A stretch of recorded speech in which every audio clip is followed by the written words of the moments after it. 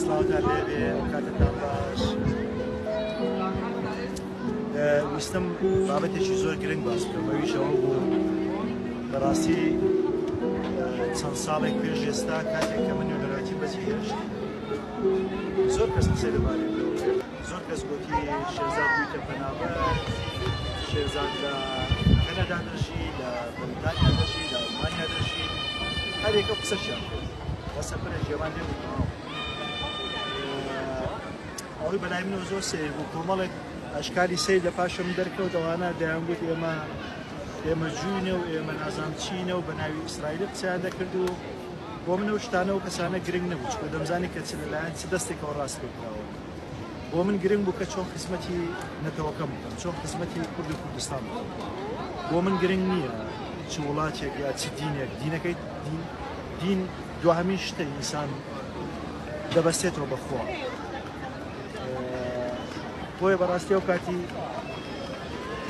یعنی 7 ساڵ خۆم بێدەنگ کرد بەڕاستی 7 ساڵی تاوا لەو خەڵکەی و لێیان مەرەق و بزانم من لە شێ دەژیم. قەت شوێنی خۆم پێ نەدەگوتم کە من لە شێ دەژیم. هەندێک کەست بڵم کە هەندێک کەست بڵم کە دەی قەت شوێنی خۆم پێ نەدەگوتم لە چێن دەرێ دەژیم. بۆ ئەوەی بزانم کە بۆ من ئەو دنیاە گوندێکی بچووکە. دەتوانم لە هەموو شوێنێک بژیم، دەتوانم لە ئەمریکا بژیم، لە کەنەدا بژیم، لە ئەوروپا بژیم، لە کوردستان بژیم، لە ئیسرائیل بژیم. گرنگ نییە تو چۆن دەژی، گرنگەوە تۆ بە چ شێوەیە دەژی، بەسەر شۆڕی دەژی یا بەسەر بڵندی دەژی، وانە؟ کۆمەڵێک لەو خەڵکە پەیدا بوو بە فۆتۆشۆپ داهاتن ڕسمی خوانی لێرە دادەنا دەیانگوت ئێمە هاتینە ئۆرشەلیم. کاکە گرنگ نێتەوە دێ ئۆرشەلیم، نای ئۆرشەلیم، لە ئیسرائیل دەژی، لە کازاخستان دەژی، لە چێ دەژی بژی. بەس چەند وەفا و خێر و چالاشیت بۆ نەتەوەکەی خۆتەیە، وانە؟ ئیتر بەڕاستی 6-7 ساڵ من خۆم بێدەنگ کرد، قەت نەمدێشت دڵیان مرتاح بێ کە بزانن معلوماتی سەتاسەتیان هەبێ بزانم من لە چێ دەژیم. من لەگەڵ ماڵ و منداڵی خۆم، لەگەڵ کچەکانم، لەگەڵ کوڕەکەم، لەگەڵ خێزانم لە یەک لە شارەکانی ئیسرائیل دەژیم.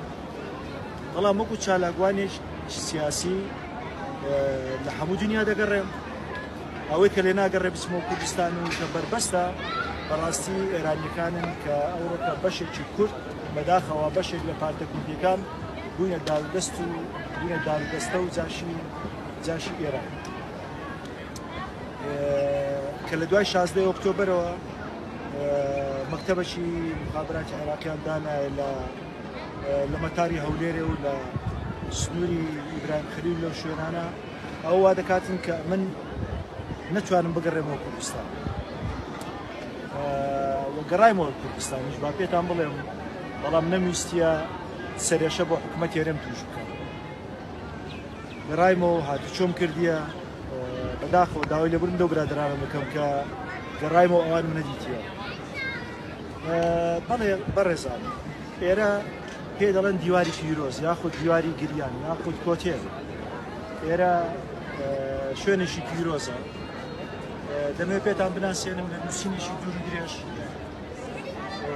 لێرە یەکە حاقامەکان لێی پرسیم وتی ئەوە ئاڵای چێن دەرێ گوتم کوردستان، گوتی بەخێر بێی بۆ ماڵەکەی خۆت. گوتم بۆ دەڵێ بەخێر بێی بۆ ماڵەکەی خۆت، گوتی کوراخەر ئێوە ئێرەتان ڕزگار کردیە. جا نازانم مەبەستی چییە بوو بەڕاستی. هەر کەسێک بی دەستی خۆش هەر کوردێک بی، کورد و جوو برای یەکترن ئەگەر بە دیێنەی بی بار شتێک بێ کورد و جوو. من باوەڕێکی مێژووی سەتاسەتمێ کە ئیبراهیم کووردە و جووەکانیش نەوەی ئیبراهیمن، بۆیە دەبی جووەکان نەوەی کورد بن بەگشتی. کوردانی جووانەوە جا نازانم لێوە دەڵێن چێ. خۆشحاڵم ئەوڕۆ کە لێرە لەگەڵ خێزان و ماڵ و منداڵ و کەس و کار لێرە کۆبووینەوە، لەگەڵ بنیامین جان و